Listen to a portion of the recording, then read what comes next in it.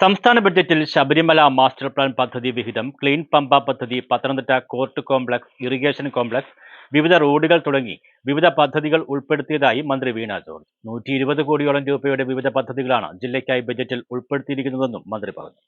പത്തനംതിട്ട ജില്ലയുടെയും ആറന്മുള നിയോജക മണ്ഡലത്തിന്റെയും വികസനത്തിന് സംസ്ഥാന ബജറ്റിൽ പ്രാധാന്യം നൽകിയതായി ആരോഗ്യവകുപ്പ് മന്ത്രി വീണ ജോർജ് പറഞ്ഞു. ശബരിമല തീർത്ഥാടകർക്ക് സുസ്ഥിരമായ അടിസ്ഥാന സൗകര്യങ്ങൾ ഉറപ്പാക്കുന്നതിനും പരിസ്ഥിതി സംരക്ഷണത്തിനുമായി സന്നിധാനം, പമ്പ, നിലയ്ക്കൽ എന്നിവയുടെ വികസനത്തിനായി ശബരിമല മാസ്റ്റർ പ്ലാൻ പദ്ധതിക്ക് വിഹിതം 30 കോടി രൂപയായി വർദ്ധിപ്പിച്ചു. കേരളത്തിലെ ഏറ്റവും പ്രധാനപ്പെട്ട നദികളിലൊന്നായ പമ്പാ നദി മാലിന്യമുക്തമാക്കുവാൻ ക്ലീൻ പമ്പ പദ്ധതിക്കായി 30 കോടി രൂപ വകയിരുത്തി.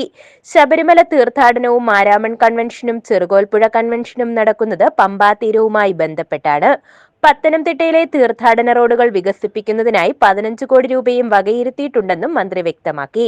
പത്തനംതിട്ട കോർട്ട് കോംപ്ലക്സ് സ്ഥാപിക്കുന്നതിന് സ്ഥലം സർക്കാർ ഏറ്റെടുത്തിരുന്നു.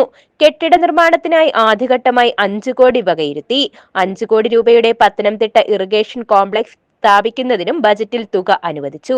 വിവിധ റോഡുകളുടെ വികസനത്തിനായി ബജറ്റിൽ ആദ്യഘട്ടമായി തുക വകയിരുത്തിയിട്ടുണ്ട്. News desk.